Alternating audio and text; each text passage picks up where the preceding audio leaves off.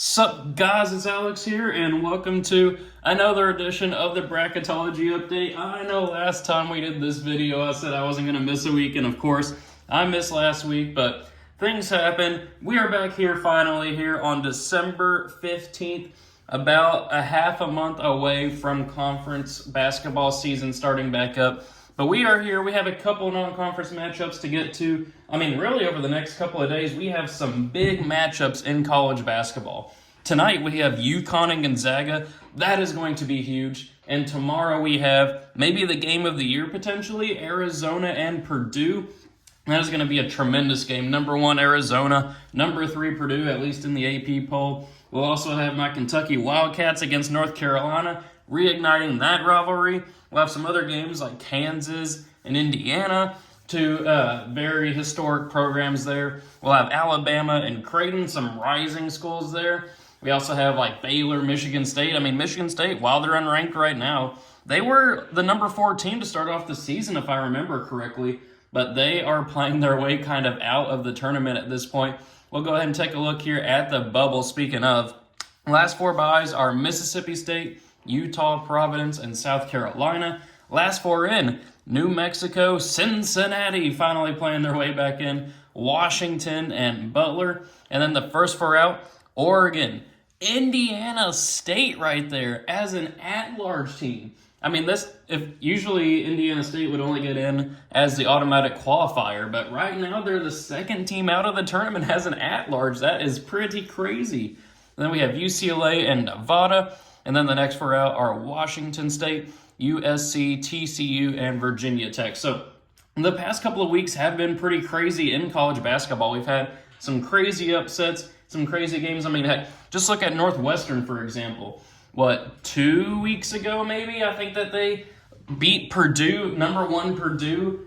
And a couple of days ago, they end up losing at home to Chicago State. What is going on? I think Northwestern is a perfect microcosm of this season to this point. So it's pretty interesting to kind of see what's happening. Heck, Marquette last night, they only beat St. Thomas of Minnesota by 5 points. And I know that because I may or may not have bet the minus 24 spread for Marquette, but hey, who's counting there? But we've had some interesting teams rising here in the tournament. We've had some interesting teams falling in the tournament. But let's go ahead and take a look at these risers and fallers. So at first, we have Florida new to the field as a 9 seed there. They've been playing pretty good basketball as of late.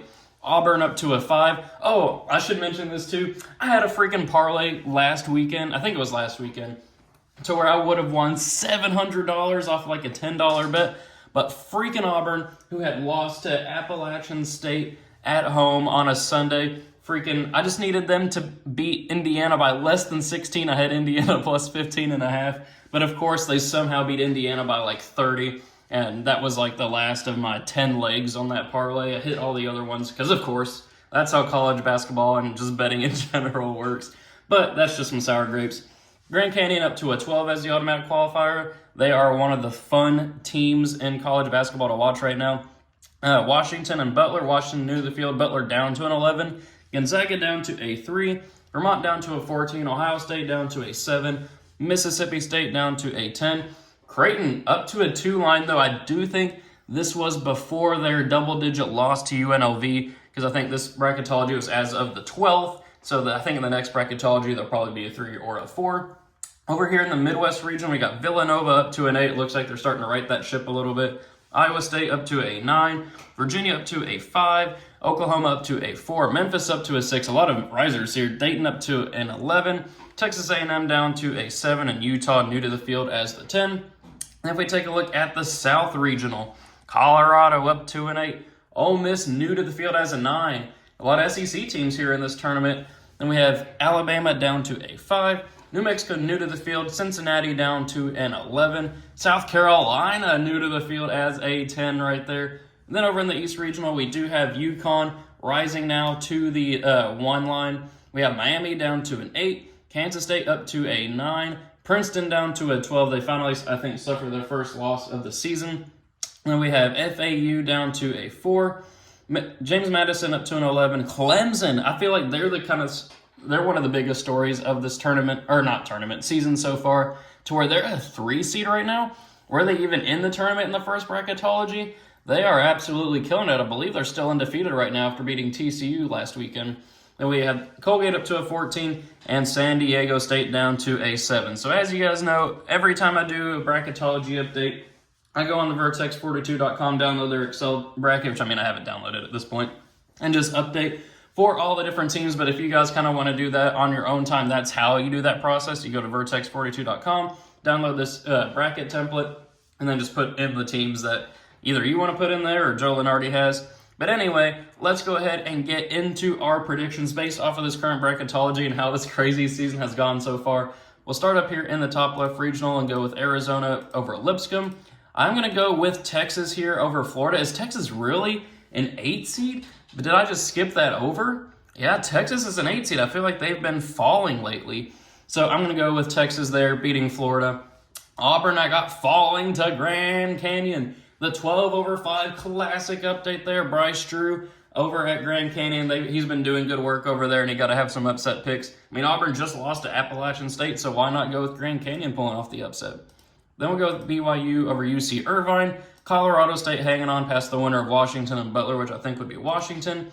Gonzaga will move on here past Vermont. Ohio State, I do think, will hang on past Mississippi State, and then Creighton will beat South Dakota State. We'll go ahead and go region by region here. So we'll go back up here to Arizona and Texas.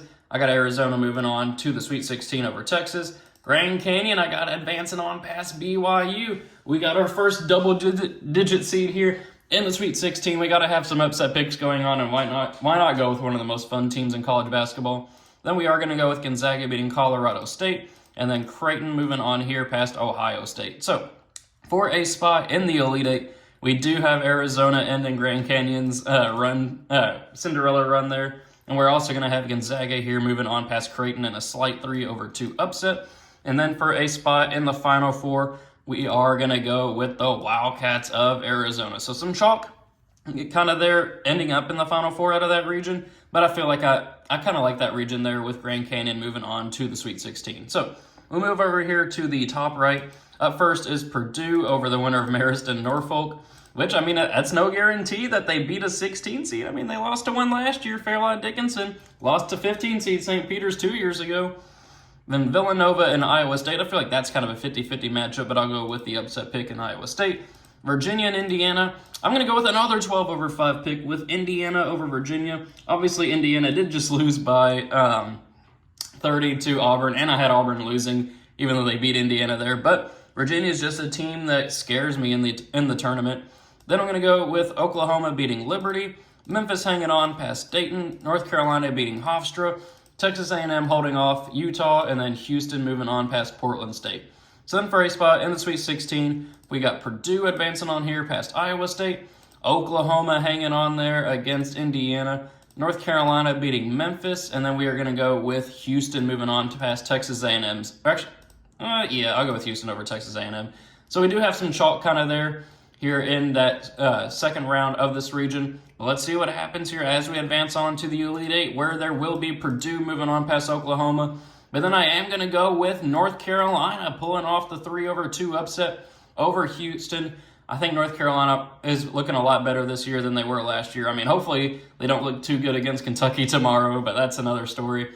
Purdue versus North Carolina. I do have Purdue, though, moving on here to the Final Four out of that region.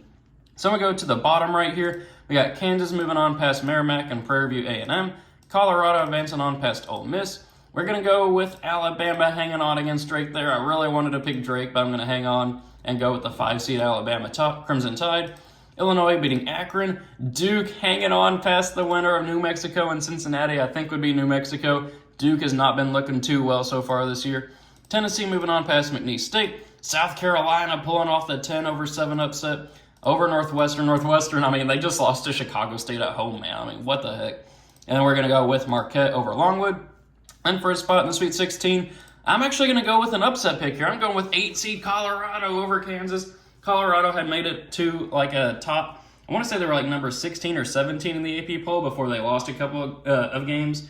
But I think Colorado could give some fits to Kansas. Kansas has struggled to put away some opponents this year. I mean, looking at you, Eastern Illinois or whatever. that team was right there. I got Colorado pulling off an 8-1, and usually you don't have all 1 seeds advancing on to the Sweet 16, so why not pick an upset there? And then we are going to go with Illinois, the 4 seed, advancing on past Alabama. Tennessee hanging on past Duke.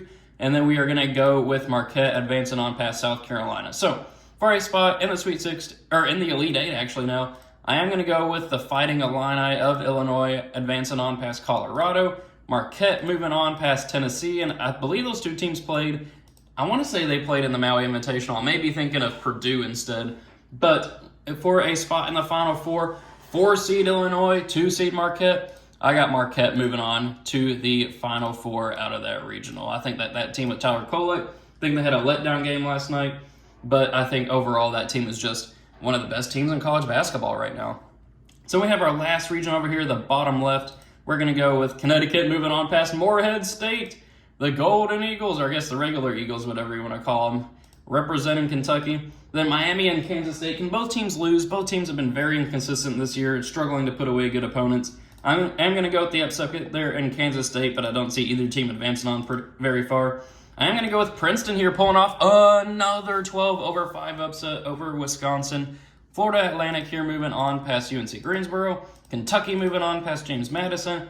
Clemson beating the Fighting Toothpaste of Colgate. Providence pulling off the 10-7 upset over San Diego State. San Diego State just hasn't looked too good to me this year. And then we're going to go with Baylor beating Youngstown State. So in for a spot in the Sweet 16, we do have UConn here moving on past Kansas State. Princeton and FAU, I think that'd be a fun mid-major game to watch, but we got FAU winning that one. Kentucky, I do think, would be able to pull off the 6-3 upset over Clemson. And then we're going to go with Baylor here moving on past Providence. So in for a spot in the Sweet 16, or in the Elite 8, I keep getting that mixed up. We got the Elite 8 here. UConn versus FAU. As much as I want to pick the Owls of Florida Atlantic, I think you do have to go with UConn there with the way they've been playing and the way they finished last year. Kentucky and Baylor, I'm going to go with the 6 seed Kentucky Wildcats here moving on past Baylor. They're one of the most exciting teams to watch in college basketball right now. And I think that this game against North Carolina is going to be a really good litmus test for that team. But then they will fall to UConn here in a rematch of the 2014 National Championship game, I believe. It's either 2014 or 2011. I want to say it's 2014.